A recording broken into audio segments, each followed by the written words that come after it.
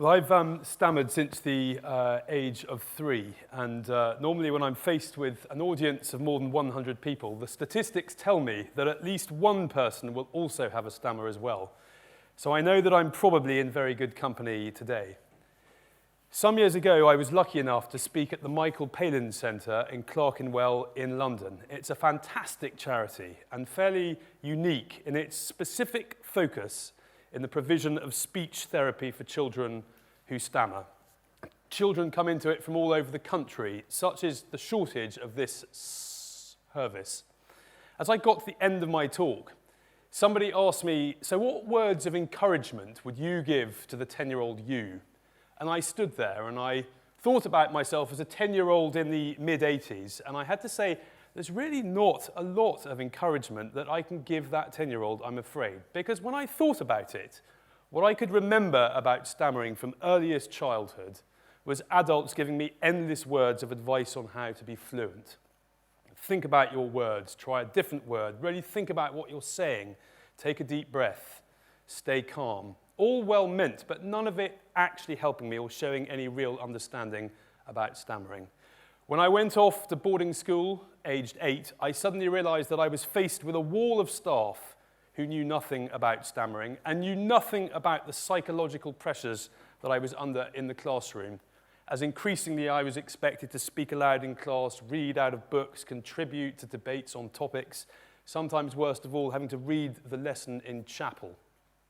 And it left me with some really scarring and embarrassing times that stick with me to this day. But the most stressful time of all was after graduating and trying to get into graduate-type employment.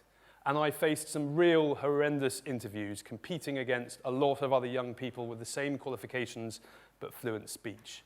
There were even interviews where I was told in the middle of the interview that I would be unsuitable for that job.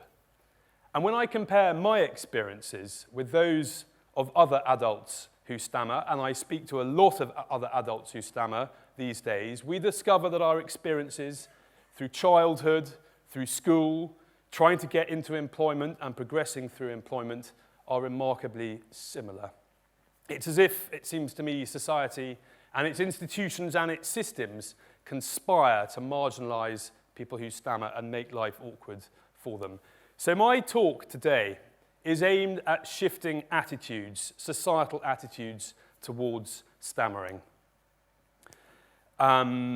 Yes, it is about greater tolerance for stammering, but it's also about acceptance. And I don't mean acceptance for stammering on the fringes, I mean acceptance for stammering at the forefront of society, at the sharp edge of broadcasting, of politics, and of corporate life.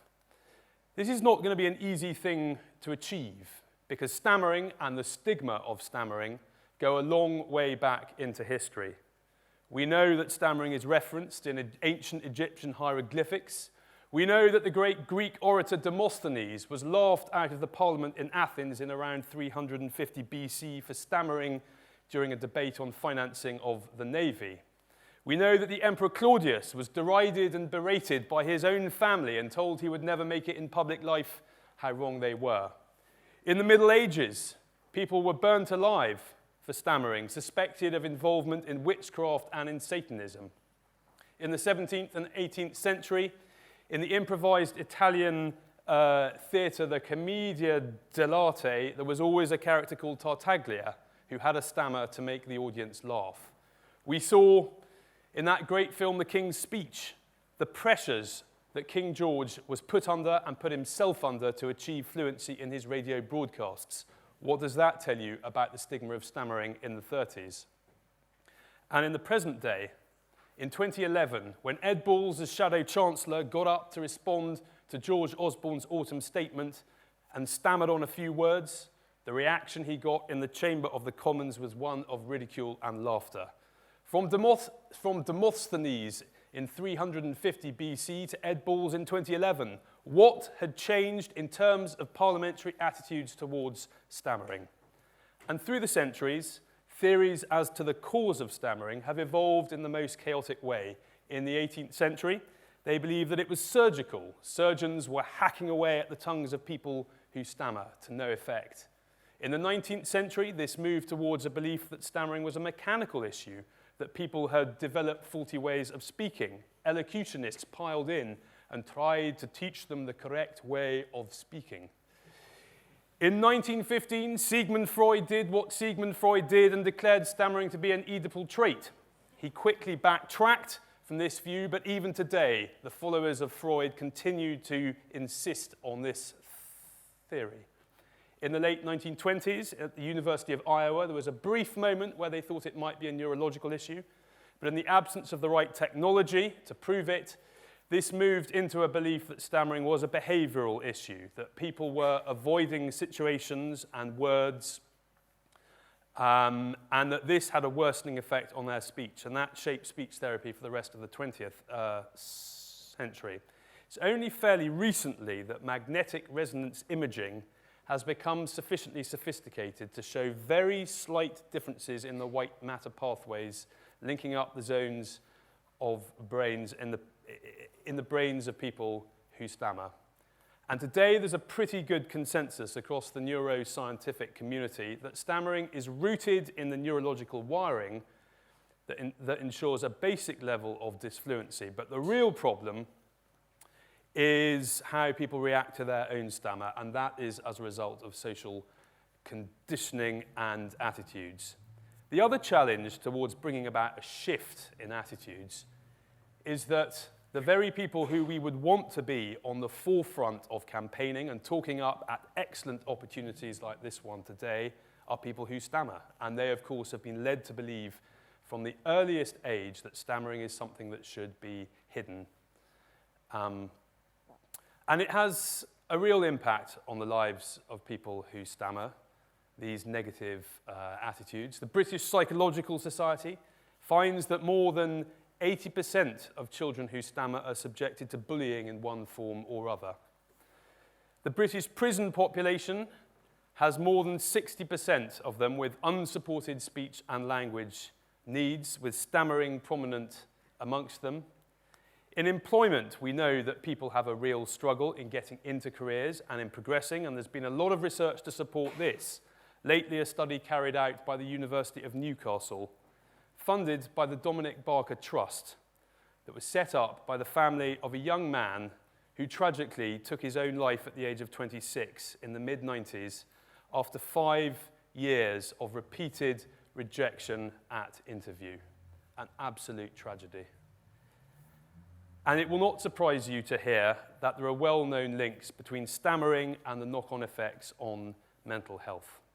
But let's just take a backtrack from step back from these practical considerations and just think about the miracle of the voice and human speech. It is an extraordinarily sophisticated faculty, our most sophisticated faculty. If only that speech and language are really two separate neural loops of activity. They're linked, of course, but language can be channeled into sign language or handwriting or word processing, each with its own form of syntax. That on its own is incredible. But where the choice is made to channel it into speech, you're listening to what people are saying, you're hearing their words, you're analyzing how they're talking, the speed, you're adapting your own speech. Somebody walks into the room, that again has an impact on how you speak. And all this is borne out in electrical signaling around different zones of the brain. The shift in nuance and pitch and pace, you're thinking about your words, you're switching them. It is truly remarkable, and we should not take it for granted. So with that in mind, when you think about a young person like Dominic Barker, with his life and his career in front of him, rejected at interview for jobs after graduating, is it not just a little bit complacent, a little bit naive, a little bit arrogant, a little bit ignorant to reject anybody on the basis of differences in how they speak? We should be in awe and grateful of the miracle of human speech, and we should never, ever discriminate against anybody. We should never discriminate against anybody in terms of how they speak and differences in their speech. So that is why I want to shift attitudes towards towards stammering. And what does this mean in practical terms? I want, in schools and education, stammering to feature alongside autism and Asperger's and dyslexia in teacher training, so that every single teacher understands stammering, understands what children who stammer are going through, and understands the basic rudiments of how they can be supported. I want the government to stop hacking away at speech and language therapy funding and consider it an investment, so that we have speech therapists all over the country who can come into schools and talk to teachers, have a dialogue. That's what I want for children. In employment, we have a great little organisation called the Employers Stammering Network, linked to the British Stammering Association. It's early days. They've got a number of big corporate subscribers. They're starting to develop good practice in terms of supporting people who stammer and giving employees who stammer confidence. But the government should consider organisations like this as an investment opportunity when you consider the costs of people not being able to get into employment. Thirdly, in broadcasting, when you listen to the television and radio, you will hear a diet of beautifully silky, polished, fluent speech. How much is that doing to attune your understanding of what to expect when someone speaks? When ITV earlier this year ran their great documentary ITV School for Stammerers, it was presented by somebody with a fluent voice. And it showed stammering in terms of people on some golden journey to fluency.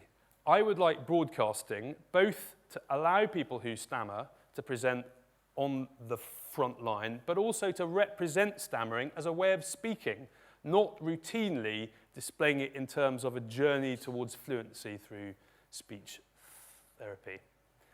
So that is what I want to change in terms of social attitudes. And if I can devote a small part, or perhaps not so small part of my life towards making that happen, then I will surely die a proud man in this second half of my life.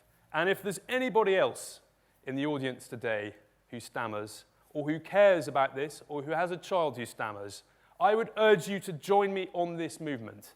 Join the British Stammering Association, and let's make this change in our lifetimes. I think we must do it, I think we should do it, and I think we can do it, because we have a voice. Thank you.